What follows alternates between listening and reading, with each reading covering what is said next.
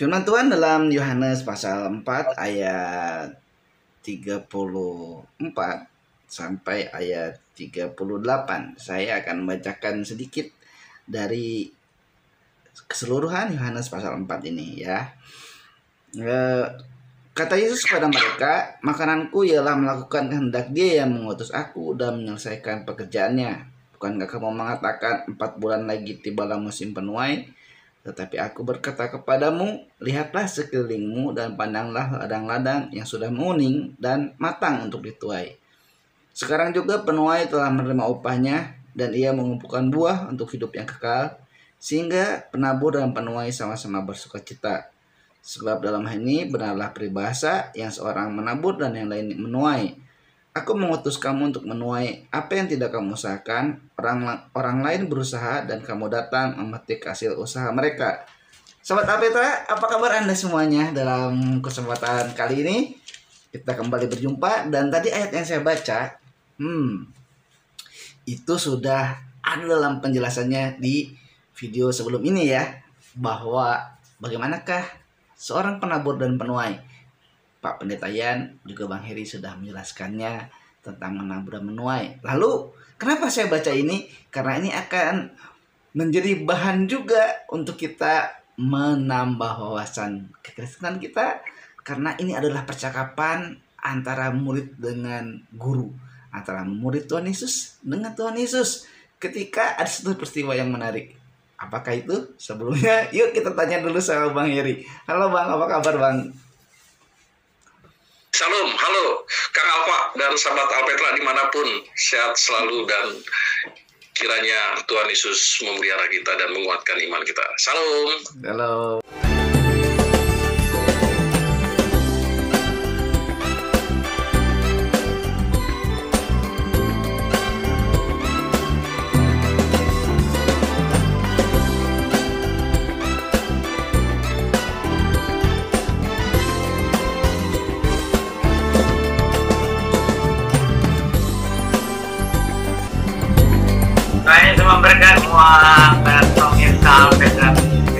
Tuhan Yesus berkati sahabat Alpetra dimanapun kita berada.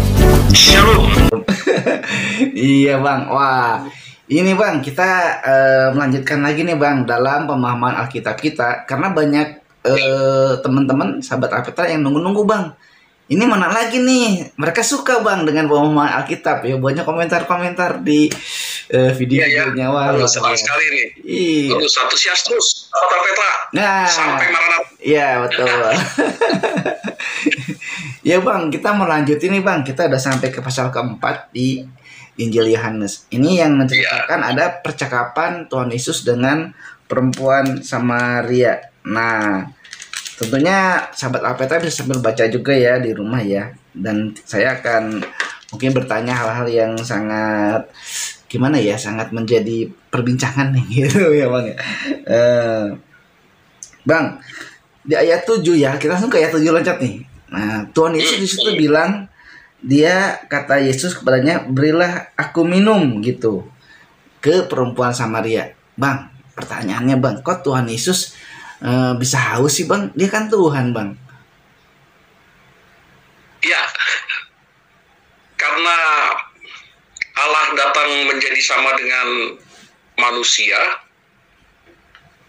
ya. Dan Allah mengutus anaknya yang tunggal, dan untuk menyelesaikan dosa yaitu dengan Allah sendiri, dan Allah itu harus menjadi manusia supaya bisa diterima oleh manusia, berbahasa manusia, berbudaya manusia, Yahudi ya, dan lain sebagainya. Ya. Jadi manusia dengan segala aspeknya, sosial, fisik, mental ya, termasuk juga spiritual dan lain sebagainya. Di ayat 7 Tuhan Yesus haus ya, bahkan waktu disalibkan juga haus, lapar ya, menangis iya ya. Jadi apa yang kita alami, Yesus juga mengalami ya, unsur insani ya, atau kemanusiaan ada di dalam dirinya. Selain dia juga ilahi, selain dia juga Allah. Iya. Ya kalau nggak minum berarti bukan Allah ya, Thanos. Ya, Iya. atau ya, dalam budaya dongeng Iya. dari Yunani atau Helenis ya, seperti itu. Tadi saya katakan karena dia Allah ingin menyelamatkan manusia yang berdosa dan manusia tidak bisa menyelesaikan dosanya, maka Allah datang menjadi sama dengan manusia, dan yang menyelesaikan harus yang tidak berdosa, bukan yang berdosa. Iya. Makanya Allah datang menjadi sama dengan manusia. Iya. Karena menjadi sama dengan manusia, di Yohanes pasal 1 ayat 14 yang tempo lalu sudah kita bahas sebelumnya di podcast ini, sehingga apa yang dilakukan seperti yang kita lakukan, seperti yang kita rasakan, lapar, haus, menangis, ya, dan juga merasakan lainnya. Seperti itu, Kang Alfa. Oh iya Bang.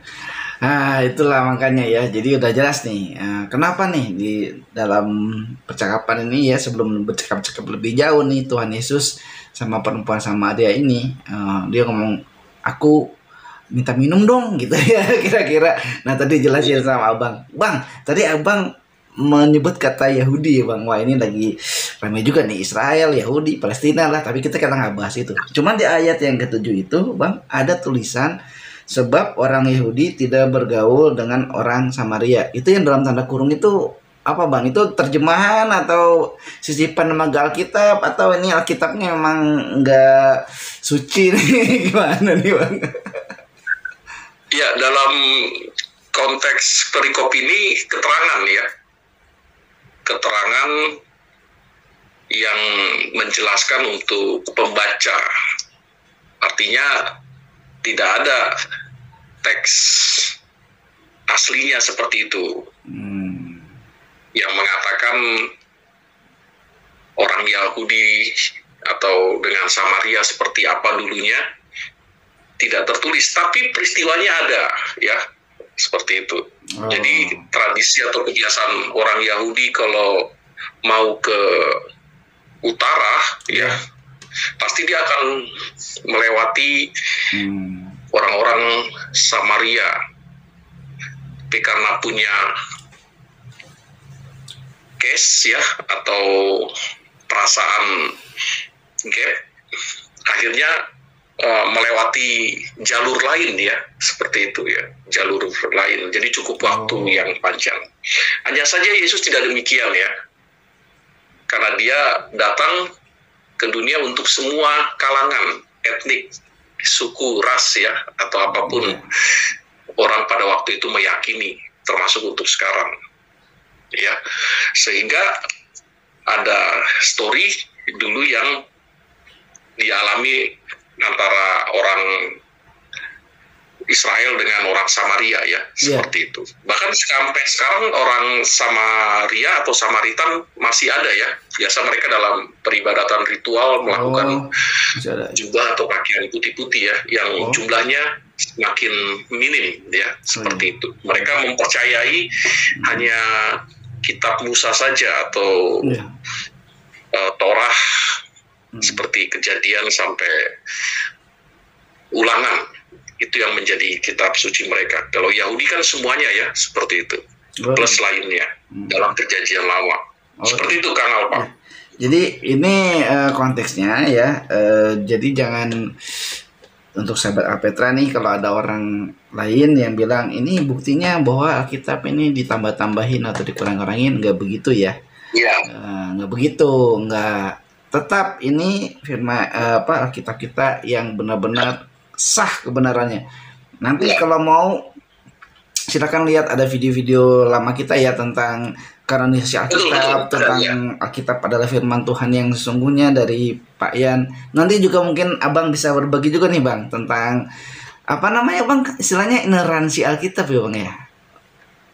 Iya, ineransi Alkitab. Iya. Nah, nanti kita bagikan deh buat sahabat Alpetra spesial intoleransi Alkitab ya, yang lebih mantap lah gitu. Karena memang harus berulang-ulang terus kita seperti Shema ya, berulang-ulang kita beritakan firman Tuhan. Bang, ini yang selanjutnya nih Bang, kan perempuan itu, masakan kau seorang Yahudi minta minum kepadaku seorang Samaria, katanya kan. Tadi udah abang jelasin karena ada sesuatu antara Yahudi dan Samaria. Tapi Bang, ini kalau kita lihat di ayat selanjutnya, Tuhan Yesus tuh bilang, kalau engkau tahu tentang karunia Allah dan siapakah yang berkata kepadanya, berilah aku minum, niscaya engkau meminta kepadanya dan ia telah memberikan kepadamu air. Orang Timur dekat kuno atau orang Palestina, tentu mereka sering mendengar tentang Mesias ya, seperti itu. Cuma cara memahaminya mungkin berbeda, bahkan sampai sekarang bergeser ya. Bahkan Yohanes Pembaptis saja dalam Matius pasal 11 menyuruh muridnya, coba kamu, waktu di penjara ya Yohanes Pembaptis, coba kamu pergi ke sana temui Tuhan Yesus ya, seperti itu. Benarkah dia ini Mesias gitu? Padahal di Yohanes pasal 1 ayat 29 dia sendiri yang bilang ini anak domba Allah dan lain sebagainya. Artinya perubahan mindset atau cara berpikir tentang Mesias kan berubah-berubah ya, seperti itu. Tapi ada juga laporan dari para tokoh-tokoh seperti Nikodemus, kalau kita baca satu pasal sebelumnya yaitu pasal 3 ya, mengklaim Yesus adalah Mesias karena Nikodemus juga tahu, dia sering membaca kitab-kitab Nabi ya, atau Torah yang terkait tentang Mesias, seperti itu. Nah, jadi siapapun mungkin pernah atau sudah tahu ya ada nubuatan tentang Mesias, termasuk orang Samaria ya, yang dulu masih join atau bergabung dengan Yahudi, tapi di abad sebelum Yesus lahir atau datang sudah ada pertikaian ya, memisahkan diri dan lain sebagainya. Begitu juga kenapa kelompok Zelot, kelompok Eseni ya, atau Saduki memisahkan diri atau punya gap sendiri ya. Tapi tentu mereka punya pemahaman yang dulu tentang Mesias lalu berubah-berubah. Nah, dari yang dikatakan Kang Alfa, ya wajar saja sebenarnya perempuan itu dia punya konsep yang dulu tentang Mesias atau cerita tentang Nabi dan lain sebagainya. Dan buktinya apa? Dia memusatkan perhatiannya kepada gunung itu yang dianggap sakral ya. Seperti itu. Kalau kita baca di ayat 22, 23 di pasal 4, Yesus merubah konsep dan mindset itu ya. Kamu nanti nggak lagi menyembah kepada gunung itu ya, atau gunung yang dimana dianggap sakral ya. Mungkin Bait Allah, tempat di sana dulu Musa naik ke gunung itu dan lain sebagainya. Dirubah ya. Bahkan di ayat 14 atau ayat 13 di pasal yang sama, Tuhan Yesus mengatakan ini loh, ada loh yang air yang tidak bikin haus. Itu baru mau saya tanyain nanti. Ini air yang nggak akan haus-haus gitu. Wah, penasaran kan? Tapi konsep wanita itu tentu masih berpikir secara, air yang mana tuh? Material banget ya, atau yang literal banget, air yang mana tuh, seperti itu. Kok sekali teguk nggak haus-haus lagi? Ya, akulah air hidup, kata Yesus kan, seperti itu. Akulah air hidup dan akulah air itu, seperti itu. Lalu yang kedua, dia merubah mindset ritual ya, yang selama ini dia berpikir gunung itu sakral, tempat itu tempat untuk pusat dalam peribadatan ya, seperti itu. Atau orang Yahudi sekarang tembok ratapan ya, atau Yerusalem dan lain sebagainya, seperti itu. Karena Yesus ingin merubah mindset bahwa tidak lagi menggunakan konsep yang simbolik seperti perjanjian lama ya, ada eksekusi kambing, domba, burung terkukur ya, lalu dicipratkan, dipercikkan sebanyak 7 kali ya, dan lain sebagainya. Lalu terjadi secara spiritual atau oracle ya, penebusan dan lain sebagainya, pengorbanan-pengorbanan berupa korban bakaran, korban sembelihan dan lain sebagainya. Secara ritual, secara jasmani, ya, dan secara simbolis sudah hilang, sudah tidak ada lagi, ya. Nah, sementara perempuan itu karena tradisi Samaritan atau Samaria masih, yaitu terhadap gunung itu, ya, dan lain sebagainya. Ada banyak aspek di sana selain spiritual, aspek sosial juga, ya. Perempuan itu diam-diam siang hari, ya. Karena kalau nanti pagi hari atau mendekati siang, ramai sumur itu didatangi banyak karena menjadi tempat untuk mengambil air, dan tidak hanya 1-2 orang, tapi dia siang-siang bolong kan. Karena dia janda, karena dia poliandri, iya. poliandri, ya, karena dia memiliki suami 5, dan Yesus sendiri yang mengatakan, kamu punya 5 ya, seperti itu kan, malu dia bilang 5 ya, seperti itu, kamu punya suami 5 ya. Nah, aspek sosial karena dia malu punya suami 5, atau mungkin dia pelakor ya. Atau mungkin dia juga maaf kata pelacur, ya, mungkin ya saya bilang, atau pelakor. Jadi Yesus bilang kamu punya 5, seperti itu, 5 suami, heran dong, seperti itu, sehingga dia terbuka dan lain sebagainya. Saya kira begitu Kang Alfa dan sahabat Alpetra. Iya Bang. Nah Bang, itu kok dia bisa orang-orang Samaria ya, terutama dari yang tadi Abang jelasin, mereka itu bisa kan di ayat ini juga disebutkan kami menyembah ke gunung ya, di gunung gitu. Itu zaman dulu emang gitu ya Bang? Apa kalau penyembahan atau itu ke gunung gitu? Ya, setelah perjanjian lama atau setelah pembuangan, atau mungkin sebelumnya, berangkat dari sana sampai menjelang Yesus datang ya ke dunia berupa manusia, sudah banyak, bahkan tidak sedikit peribadatan orang Yahudi yang masih bertahan secara simbolis dengan melakukan ritual, ya, berdasarkan hukum Taurat, sekalipun ada yang ditinggalkan, ya, seperti itu. Misalnya melepas kambing atau melepas domba ya ke padang gurun untuk korban pendamaian, itu udah tidak ada lagi ya, tapi dengan cara-cara yang mereka lakukan secara baru atau update ya, bahkan sampai sekarang dan lain sebagainya, seperti itu. Nah, tapi yang ditanyakan Kang Alpa ya terkait dengan gunung itu ya, tradisi menyebutnya itu gunung Gerizim ya, ya, selalu bisa seperti yang saya katakan berubah-berubah ya. Dulu itu mungkin dianggap sakral seperti Sinai ya, atau Torsina ya, atau Horeb ya, seperti itu kan, terjadi perubahan-perubahan nama. Lalu Gerizim di era itu kalau kita baca di ensiklopedia dan lain sebagainya.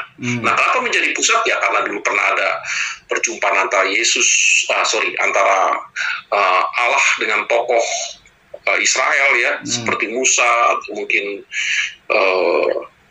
Salomo mendengar Allah berbicara waktu mendirikannya di Horeb ya, dan lain sebagainya. Itu, dan menjadikan itu sebagai pusat ritual ya.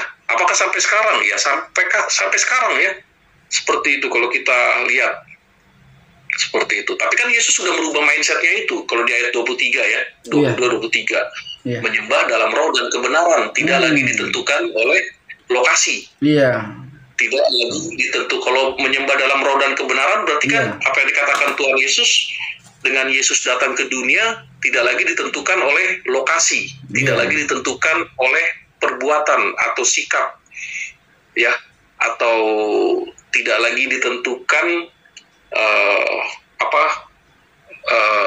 arah seperti itu. Tidak ya, Allah itu maha hadir, ya, omnipresent, dimanapun hadir, ya, seperti itu. Tidak harus ke Palestina ya, atau tanah Palestina, Iya. tidak harus ke Bethlehem atau ke Yerusalem yang menjadi pusat keagamaan bagi orang tiga agama besar itu ya. Iya. Tidak seperti itu. Tapi ada yang harus dijadikan ke sana, wajib ya, dan lain sebagainya.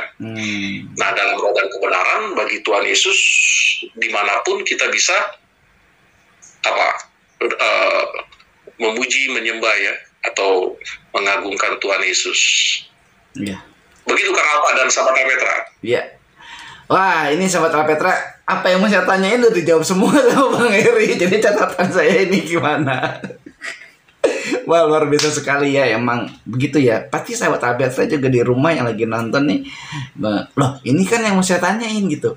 Ternyata udah dijawab gitu ya. Pasti hal yang sama ya. Saya juga dari tadi menyimak, ya udah dijawab gitu ya. Padahal itu ada yang mau saya tanyain gitu. Oke Bang, ini mundur dikit nih Bang tentang air hidup nih Bang. Air hidup itu kan kata Tuhan, nanti kalau kamu minum maka itu sepertinya tidak habis-habis ya. Jadi kita jadi mata air sendiri gitu ya Bang. Iya. Tidak dipahami secara harafiah ya. Oh iya. Atau tidak secara literal, tapi air hidup yang nanti setelah kita mati kita mendapat baka kekal ya. Seperti itu. Karena dosa kita sudah tidak diperhitungkan lagi karena Tuhan Yesus sudah menjamin menebus. Nah, sahabat Alpeta, jangan bergeser ya imannya ya, seperti itu. Nah. Karena ada air hidup dalam diri kita ya, jadi jangan geser lah. Janganlah gitu. Bukan berarti selama kita di bumi kita nggak haus, itu kan manusia. Makanya Tuhan Yesus yang dikatakan Kang Alpa, kok Tuhan haus? Ya karena dia juga manusia, selain dia Allah, naturnya ya dia haus dong. Iya, haus. Nah, selama di bumi juga kita haus. Iya. Kan supaya kita ngerti ya Bang, kalau Allah itu Maha Kuasa, dia bisa menjelma jadi apa aja. Dia jadi manusia itu justru supaya kita bisa melihat langsung kan, dan Allah mempraktekkan langsung. Gini lah, hidup yang kudus, hidup yang benar itu ya Bang. Soalnya manusia ini kan bandel ya Bang, gara-gara dosa ini. Jadi kalau dikasih tahu malah ngumpet ya kan. Kalau ada suara Tuhan ngumpet pasti orang tuh. Memang harus Allah sendiri yang selesaikan. Nah, karena itu Allah datang ke dunia untuk menyelesaikan. Diutuslah Yesus, kan begitu kan? Logis gak? Logis. Iya dong. Karena diutus makanya kan harus segalanya seperti manusia. Mati kan manusia mati. Tapi apakah mati dong? Enggak, bangkit 3 hari kemudian. Cuma kita aja ya padahal sebenarnya, aduh. Iya, sebenarnya kan mudah dimengerti secara akal sehat. Ya, seperti itu. Ya, memang kalau akal sehat juga kalau perutnya kosong mungkin jadi akal perut Bang. Oh iya, akal perut. Iya. Ya Bang, nih lanjutin nih Bang. Itu kalau misalnya ke gunung tadi ya, ke gunung lagi nih Bang. Nah, mungkin itu juga ya sebagian ya, mungkin sebagian masih ada gitu. Orang-orang yang melakukan ibadah di atas gunung gitu ya Bang.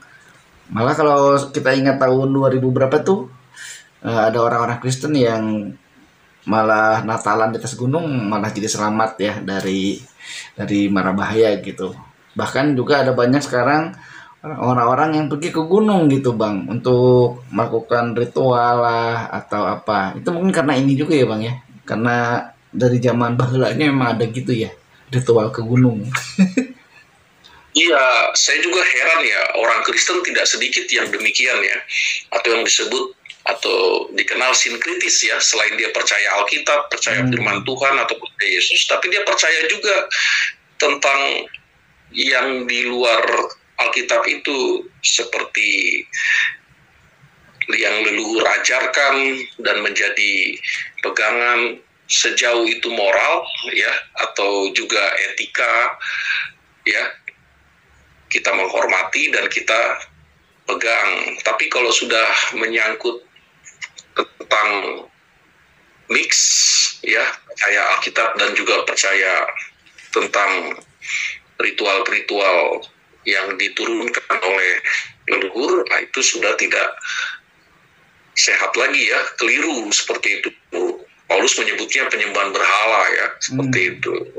Oh, dua tuan ya, kata ketiga Injil menyebut dua tuan seperti itu. Nah, kita harus konsisten ya, sekali Yesus ya selamanya Yesus. Bukan berarti kita tidak menghormati leluhur. Tadi saya menyebut sejauh pesan moral, sejauh pesan etis ya, bagaimana sepantasnya melakukan ya, menghormati sesama atau orang yang lebih tua, kita lestarikan ya. Tapi kalau udah menyangkut tentang ritual ya, yang akhirnya kesebelah kan berarti melibatkan tentang kegelapan, perdukunan ya, sekalipun orang menganggap bukan dukun, tapi contoh dan praktiknya udah dukun. Kita harus yang lama sudah berlalu ya udah berlalu aja.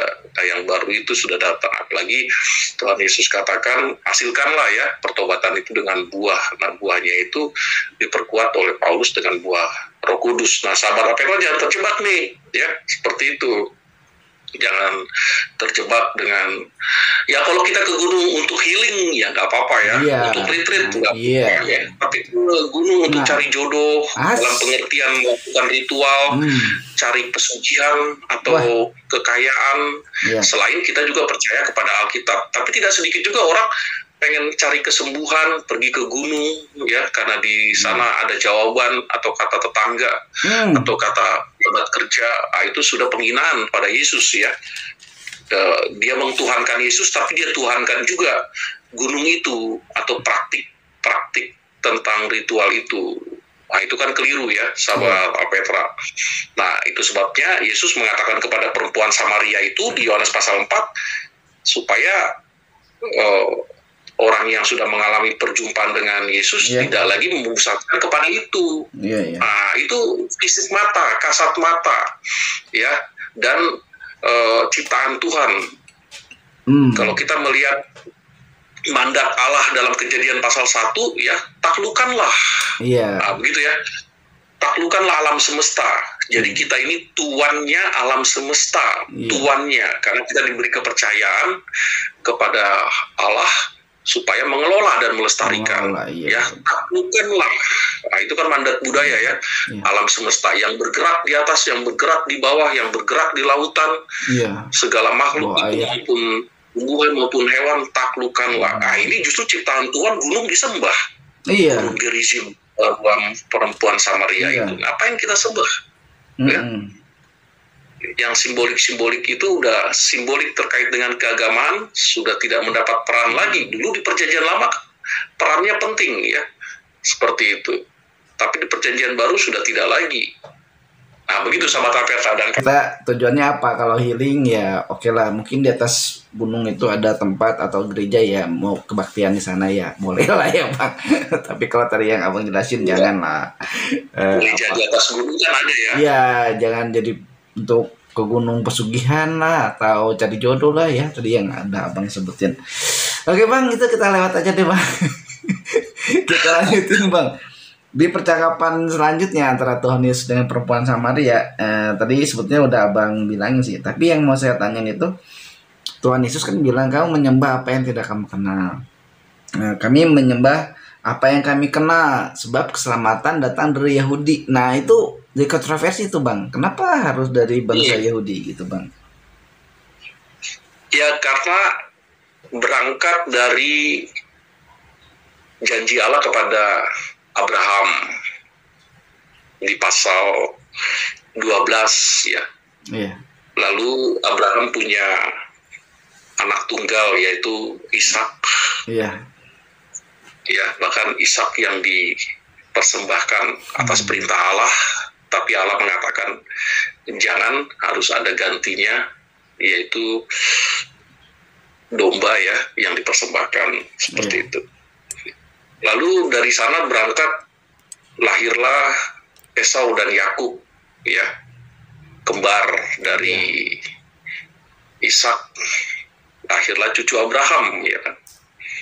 Nah lalu Yakub memiliki keturunan 12 anak ya, dari Ruben, Simeon, Lewi, Isakar ya, dan anaknya keempat itu Yehuda ya.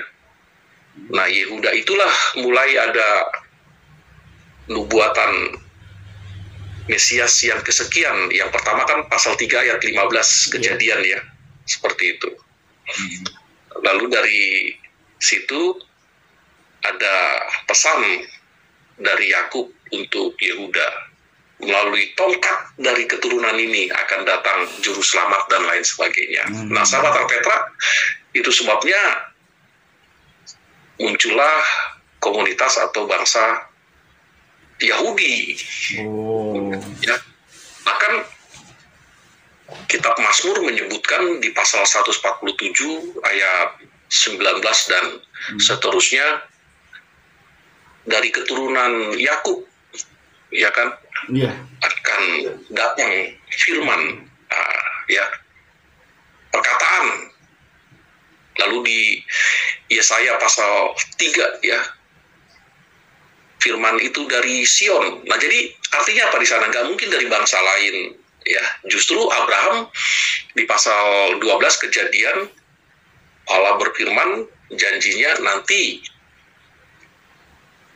hadir atau keturunanmu seperti bintang, seperti pasir banyaknya ya. Jadi akan memberkati bangsa-bangsa. Jadi di luar Yahudi ya, termasuk kita Indonesia juga akan mendapat berkat dari Yahudi. Nah, di tangan kita ada HP, ada laptop, ada barang elektronik. Itu juga kan dari bagian genetikal pemikiran Yahudi kan, yang diteruskan. Jadi artinya itu kan nggak bisa pungkiri ya, betul nggak kan Pak sahabat Alpetra ya? Secara hal itu kita mendapat berkat secara material atau secara kemakmuran ya, dan juga teknologi seperti itu. Tapi sudah jelas juga melalui nubuatan nabi-nabi ya, melalui keturunan Yahudi ya, atau dulu Yehuda, anak keempat dari Yakub, akan menjadi juru selamat. Nah, itulah Tuhan Yesus ya, dari keturunan Yehuda ya, seperti itu. Bukan Lewi, bukan bangsa dari keturunan Efraim, bukan ya, atau Ruben, tidak, tapi Yehuda ya. Karena Isai Daud ya, makanya kata Nathan dalam 2 Raja-Raja pasal yang ke-7 ya, Nathan nabi istana mengatakan pada Daud melalui keturunan pangkal Isai ya, dari keturunan Isai, Daud dan seterusnya akan lahir juru selamat. Nah, artinya semua banyak nabi yang sudah menyebutkan ya, perjanjian lama disebutkan demikian tentang Mesias, yaitu Yesus. Bukan dari bangsa Timur Tengah lain, hanya satu-satunya yang dipakai oleh Allah untuk menyelamatkan, yaitu Yehuda ya, atau bangsa Yahudi, seperti itu. Bukan bangsa Afrika, bukan bangsa Tiongkok, bukan ya, bukan. Jadi jangan pernah menganggap itu dari CX ya, atau siapapun, tidak ya. Sudah jelas Alkitab menyebut dari Sion, dari Yahudi ya, atau Yakub. Kalau mereka begitu ya, udahlah, akui aja lah keliru. Susah lah jadinya. Jangan gengsi ya, gitu kan? Gengsi dong. Aduh, makin seru nih Bang. Ya kan sahabat Alpetra ya. Seperti itu. Ya, orang mau klaim-klaim ya silakan saja. Tapi kan nggak masuk. Iya sahabat Alpetra. Akal sehat nggak make sense lah, seperti itu. Iya. Sobat Alpetra tenang aja, cool down Sobat Alpetranya. Dengerin aja channel kita ya Bang, share, di subscribe, di like gitu. Iya, karena masalahnya Alkitab jadi referensi atau literatur bagi para peneliti-peneliti arkeologi atau sejarah tuh kan. Alkitab juga referensi. Kejadian sampai Wahyu itu menjadi literatur buat mereka, menjadi fakta atau temuan-temuan seperti itu. Nah, sementara ada isapan jempol atau juga cerita-cerita dongeng, ya tentu bukan dari Alkitab literaturnya, ya, tapi dari Injil lain. Yang tidak ada di Alkitab. Begitu kan apa ya. Sobat Alpetra pokoknya harus kuat ya Bang ya, harus kuat dalam iman, jangan bergeser, jangan ragu bahwa hanya Tuhan Yesus Kristus juru selamat satu-satunya. Ini sangat penting ya.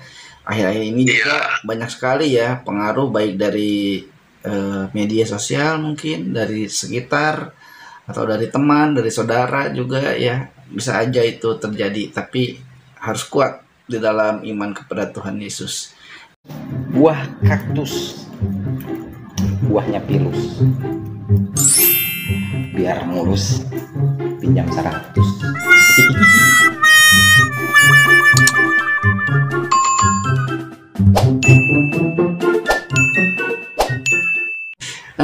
Kita mau bahas di ayat yang sangat fenomenal ya, ayat 23, ayat 24. Itu sangat fenomenal sekali ya, bahwa kita harus menyembah dalam roh dan kebenaran. Tapi itu akan kita bahas dalam sesi khusus, karena ini merupakan sebuah pemahaman yang tentunya lebih mendalam lagi ya, di eksposisi atau pemahaman Alkitab Injil Yohanes ini. Jadi Bang, saya langsung aja loncat ke ayat ke-25 ya Bang ya. Jawab perempuan itu kepadanya, aku tahu bahwa Mesias akan datang, yang disebut juga Kristus. Apabila ia datang, ia memberitakan segala sesuatu kepada kami.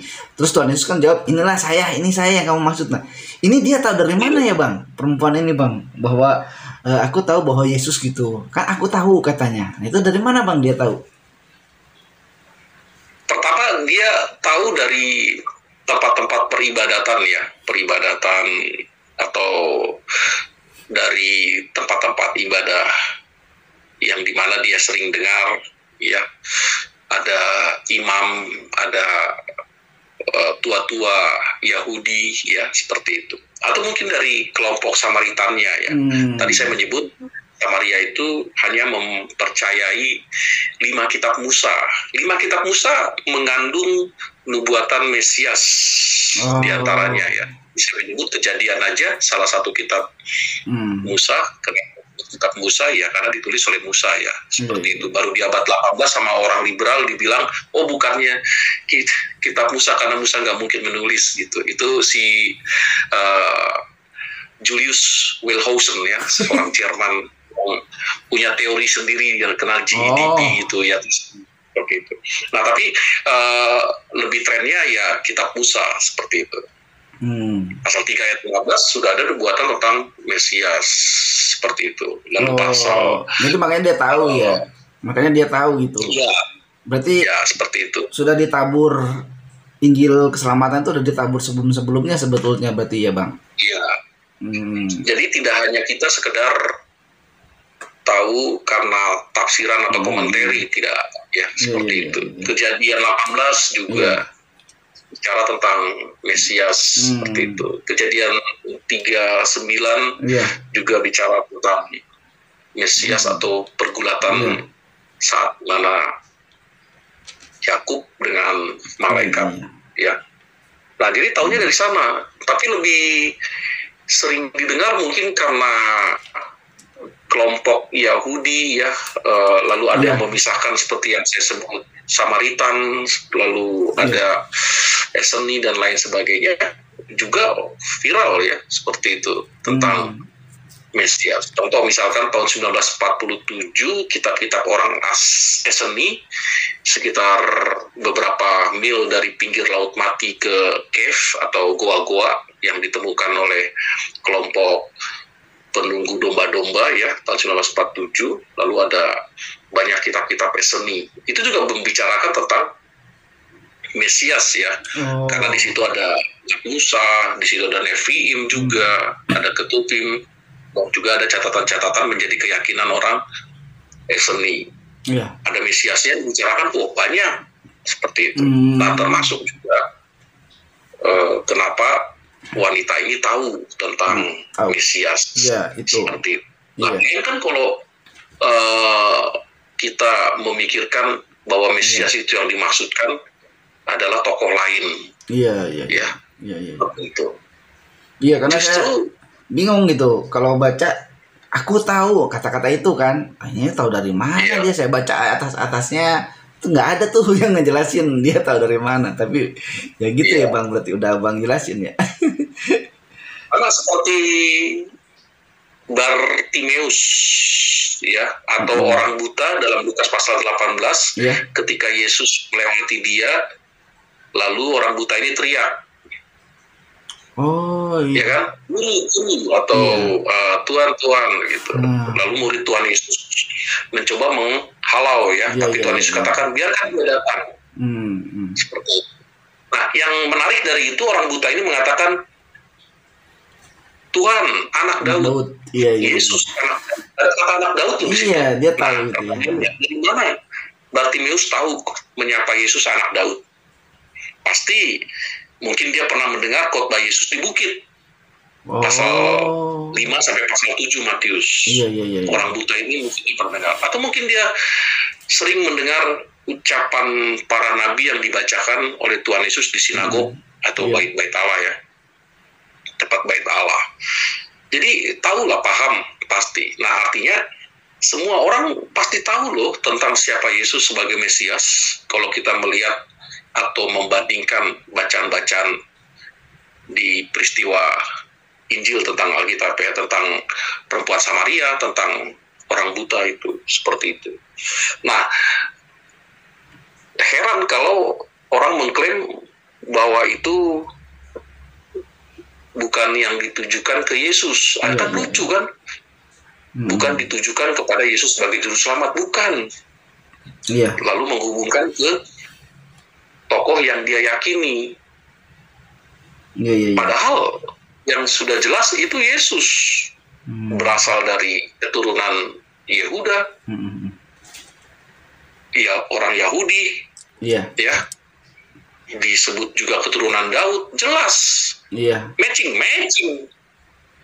Ya kalau nggak jelas dia dari bangsa mana, ya udah jelas dia bukan Mesias. Masuk logika kan? Sahabat Alpetra. Masuk logika kan? Iya, lucu. Dan kita tertawa aja kan? Iya.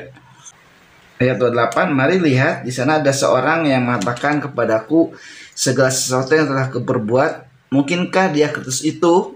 Itu kan perempuan itu yang nanya. Sementara murid-murid kepo tapi nggak berani nanya kan sama Tuhan Yesus gitu.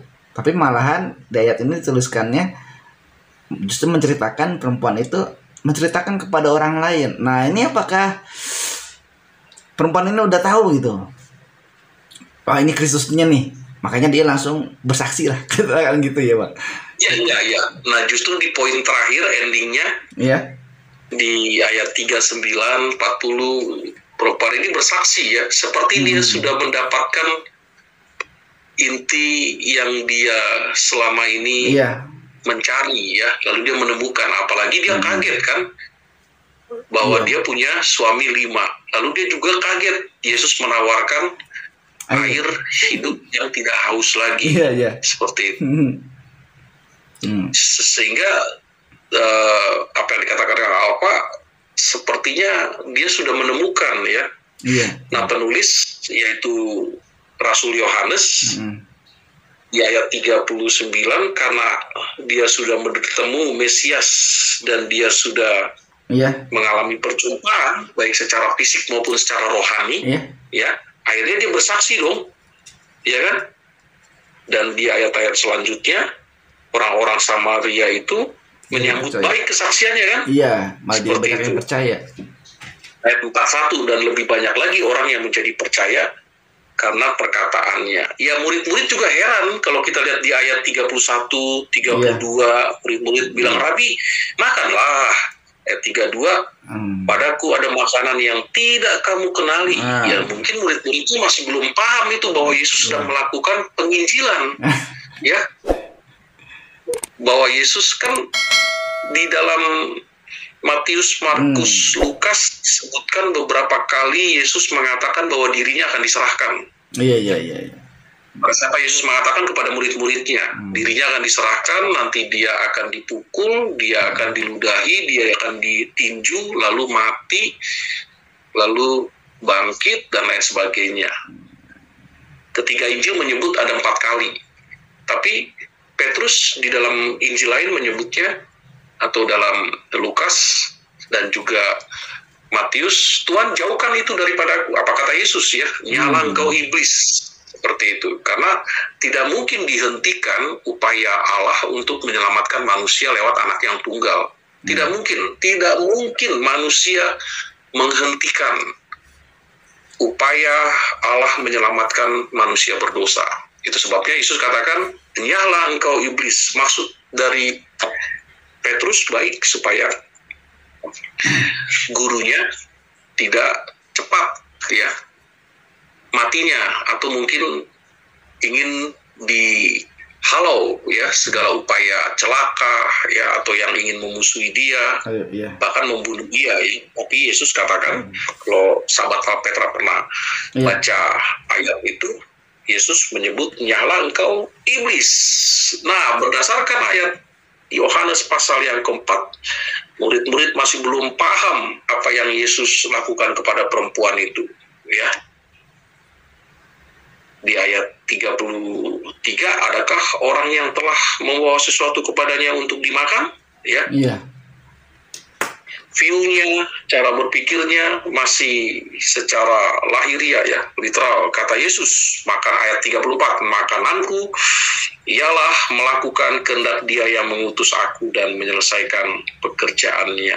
Ya, jadi bukan serta-merta makanan, pada upaya murid udah baik ya, ingin mendatangkan makanan ya untuk Yesus yang udah sekian lama berjalan dengan murid-muridnya, tapi yang ada di situ perempuan Samaria yang harus ditolong. Begitu sahabat Alberta. Kalau tadi juga ya ada di situ juga ada himbauan ya kepada Tuhan, ada himbauan dari Tuhan Yesus bahwa ini saatnya menuai jiwa-jiwa gitu. Ladang sudah menguning, inilah waktunya kita untuk menuai jiwa-jiwa gitu. Jadi sahabat Petra, ayo kita kuatkan iman kita tambah wawasan kita untuk jadi kuat dan bisa menuai jiwa-jiwa yang baru gitu.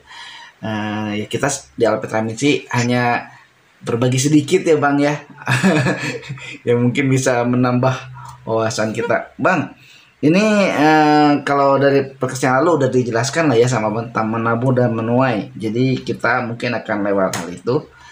Tetapi ini juga ada kaitannya ya Bang. Tadi udah Abang bilang sih di ayat 39 sampai seterusnya itu, bahwa perempuan ini lalu akhirnya menceritakan kepada orang lain, ke tetangga-tetangganya. Tapi kok heran ya Bang, tadi kan kita sempat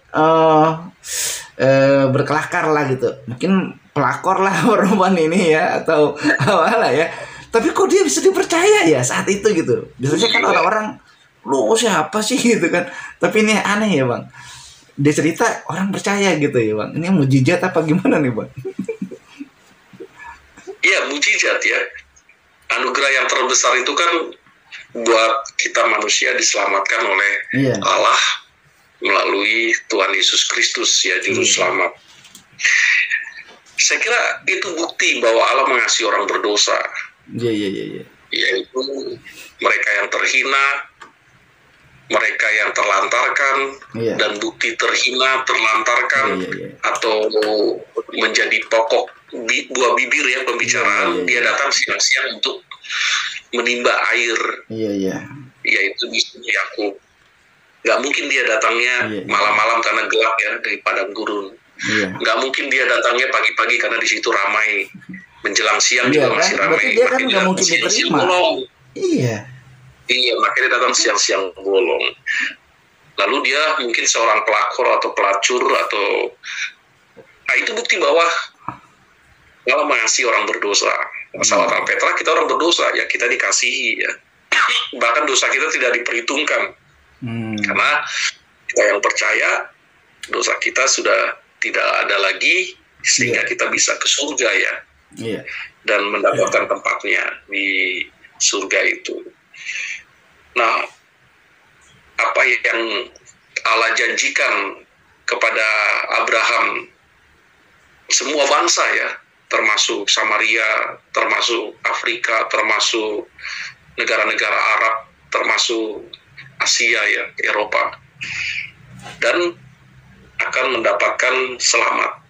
Ya, Tuhan tidak memperhitungkan dia pernah berapa kali menikah, pernah punya anak atau tidak, kaya atau miskin, ya, terlantar atau tidak ya, atau dikucilkan. Kalau dia mau membuka hati, Allah akan menyelamatkan ya melalui Yesus Kristus. Perikop ini menggambarkan buat kita yang hidup oleh sesama kita tidak terpandang, tapi dipandang oleh Allah. Karena berharga ya manusia itu ya, seperti itu. Dijadikan baik, bahkan super baik. Kalau binatang atau tumbuhan diceritakan baik, tapi kita sempurna ya, sangat baik. Jadi ketika manusia berdosa, karena Tuhan mengatakan kita diciptakan sempurna, ya Tuhan akan selesaikan dosa itu dengan menyucikan dan mengampuni. Makanya dia datang ke dunia, menjadi sama dengan manusia. Nah, tugas kita atau respon kita ya percaya, terima Yesus. Nah itu. Ya, cuman percaya dan terima Yesus, masa bisa masuk surga? Ya kata Alkitab, firman Tuhan, ya gratis, nggak harus dilakukan dengan upaya usaha manusia, justru semakin berdosa ya. Upaya dan usaha manusia sia-sia kan, Kang Alfa ya? Iya betul. Iya, ya tadi udah Abang paparkan ya Bang. Jadi alami perjumpaan dengan Tuhan Yesus ya. Perempuan itu alami perjumpaan dengan Tuhan Yesus. Dia bertobat dengan Yesus. Seperti perempuan Samaria ini ya, kita tidak akan bisa melihat surga. Iya. Akan yang kita lihat ya sebaliknya ya. Iya, kan kalau hukuman kekal tuh. Nah, dia kan mau percaya Yesus itu Mesias dan juru selamat, makanya dia diselamatkan, dan dia ketika bersaksi dipercaya ya. Kata Payan tuh di podcast sebelumnya tuh, nggak harus sekolah teologi dulu, nggak harus ini dulu Alkitab khusus. Kabarin Injil aja gitu. Betul. Kenapa yang dikatakan pendetaian? Iya. Taburlah katanya firman Tuhan, memberitakan keselamatan, nggak usah harus bertobat dulu, atau mungkin pakai aksesorisnya, baju pendeta, pakai jubah, pakai ini, nggak harus gitu ya. Buktinya ini ya, dari contoh yang kita bahas hari ini, ada perempuan yang begitu kotor, hina di masyarakat, tapi begitu dia mengalami perjumpaan dengan Tuhan Yesus, dia dipakai Tuhan bersaksi, dan ditulis di Alkitab banyak orang menjadi percaya kepada Tuhan Yesus kan, gara-gara cuma cerita, saya ketemu Tuhan Yesus. Nah itu yang harus diberitakan ya. Saya ketemu Tuhan Yesus, gini ceritanya. Nah itu doang ya Bang ya. Gampang kan? Betul sekali ya. Iya, oke lah. Aduh, sahabat Alpetra, ini sebetulnya masih seru ya. Tapi sayang sekali waktunya sudah tidak cukup untuk kita bertemu ya. Walaupun dari jarak jauh melalui siaran channel Alpetra Ministry ya di YouTube. Kita sampai di sini dulu perjumpaan kita, dan nanti kita lanjutkan. Mungkin masih ada ya di pasal 4 ini yang masih belum kita bahas, dari ayat 46 ya. Bersama pegawai istana itu bagaimana yang terjadi, apa aja yang mau dibahas sama Bang Heri nanti kita sambung lagi di kesempatan berikutnya. Baik sahabat Alpetra, sampai di sini dulu perjumpaan kita di kesempatan kali ini. Baik, terima kasih, Tuhan Yesus berkati. Salam. Maranatha. Maranatha.